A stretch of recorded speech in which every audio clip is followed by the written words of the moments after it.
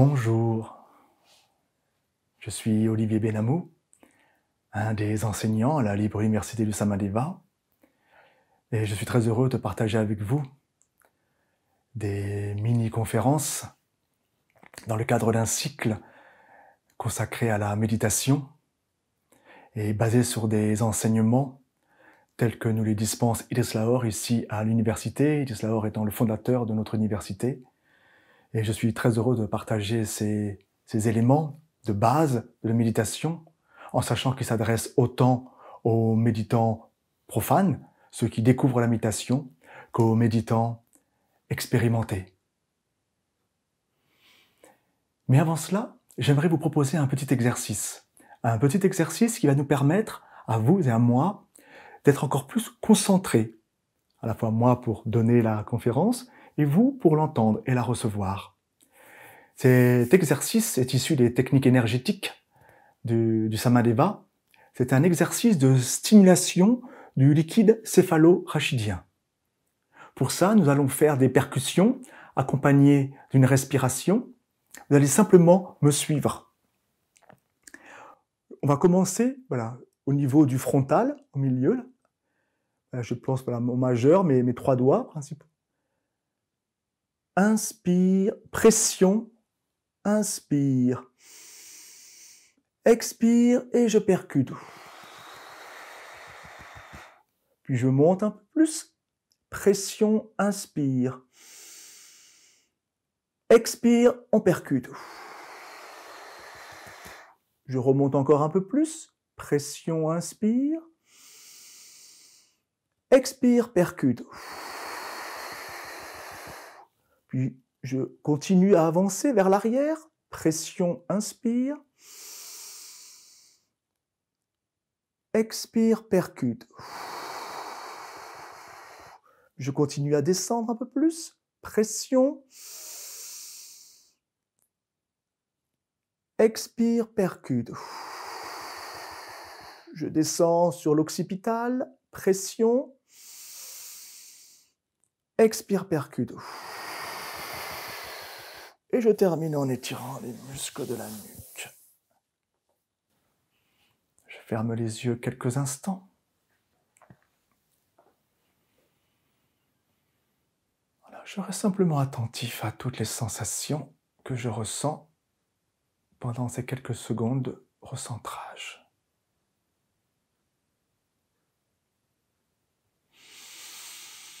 Et nous pouvons ouvrir les yeux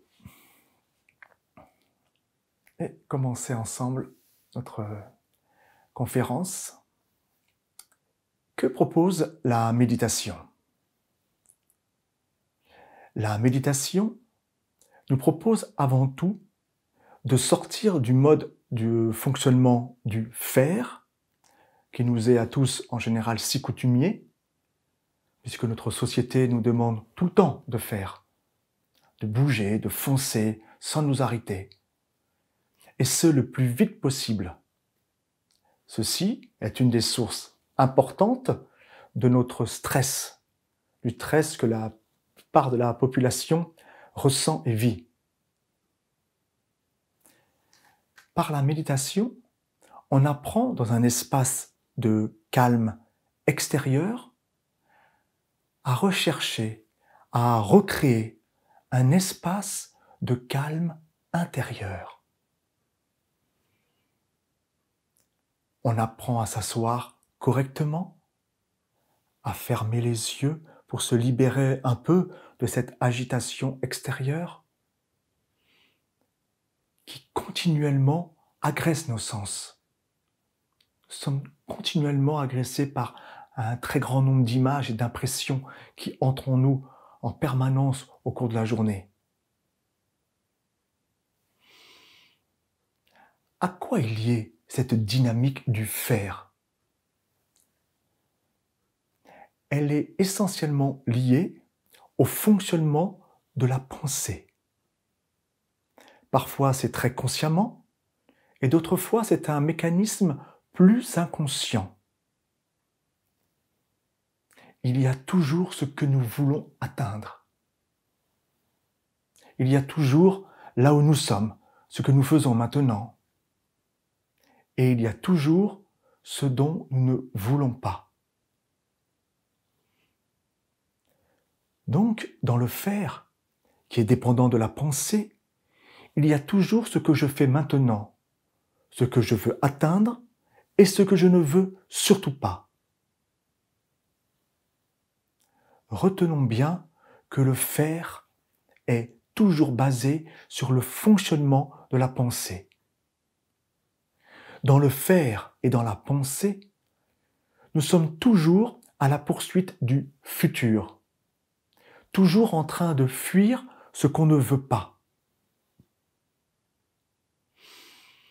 Ceci nous amène à l'extérieur de nous-mêmes, nous amène à nous fuir, à fuir le lieu qui pourrait nous mener au calme, à la sérénité, au bien-être, ce lieu qui existe au fond de chacun de nous, mais que nous avons tant de mal à recontacter aujourd'hui.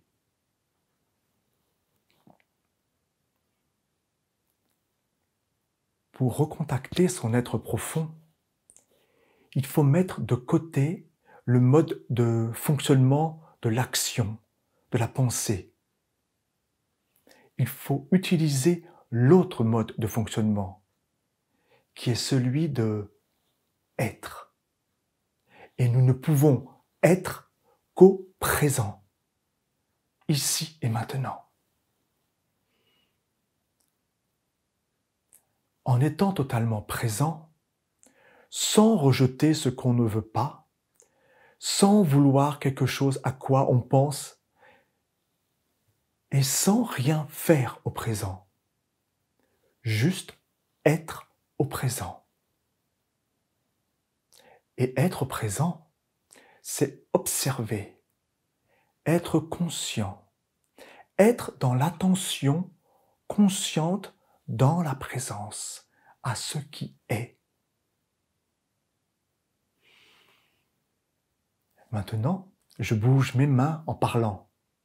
Je ressens mes pieds en contact avec le sol. Je peux entendre des sons, des bruits autour de moi. Voilà ma présence. Pour créer ce calme intérieur, on apprend tout d'abord à éliminer tous les soucis, tous les énervements, toutes les pensées, toutes les émotions de la journée écoulée. Mais il est bon au préalable que chacun ait fait un retour sur soi, en se posant quelques questions sur sa vie actuelle, sur sa vision des autres, du monde, sur ses doutes, sur ses idéaux, sur ses aspirations, sur la réelle valeur qu'il accorde aux autres et aux choses dans sa vie. Il s'agit de faire une sorte de bilan de sa vie, de façon à se situer. Ceci est très important avant de commencer à méditer. Comme quelqu'un qui veut jeter un regard sur sa vie passée, puis sur le présent et sur le futur. Le début de la pratique de la méditation peut être comme un nouveau départ, peut-être même comme le tournant d'une vie, nous rappelle Iris Lahore, de quelqu'un qui veut s'élever vers une autre dimension, vers une dimension supérieure. Comment pouvons-nous aborder la méditation ? Comme la méditation n'est pas chose facile, il est nécessaire de l'aborder avec beaucoup de sérieux et de persévérance. On ne peut pas justement l'aborder comme l'homme moderne aborde presque tout, avec la recherche constante du succès rapide, avec un esprit pressé ou superficiel. Le méditant doit véritablement prendre ce temps de la méditation, apprendre à se déconnecter de sa vie quotidienne pour s'intéresser non pas superficiellement aux choses extérieures, mais en profondeur à sa vie intérieure. Nous pourrons remarquer alors que petit à petit, de ces quelques instants de méditation, nous tirons une force toujours plus grande pour notre vie quotidienne. Nous commencerons à changer et le monde autour de nous changera. Nous retrouverons une grande capacité de concentration et d'attention, une force de caractère et une volonté véritable qui souvent remplaceront notre nervosité ou notre agitation, notre manque de contrôle. Je vous invite vraiment à faire l'expérience de la méditation.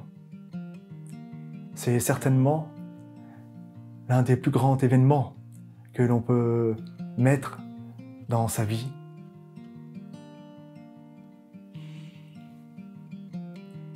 Je vous remercie d'avoir suivi cette petite conférence. J'espère que vous en tirez tous les profits nécessaires et les bienfaits nécessaires. Si vous voulez en savoir plus, vous pouvez toujours suivre les liens qui vous sont indiqués.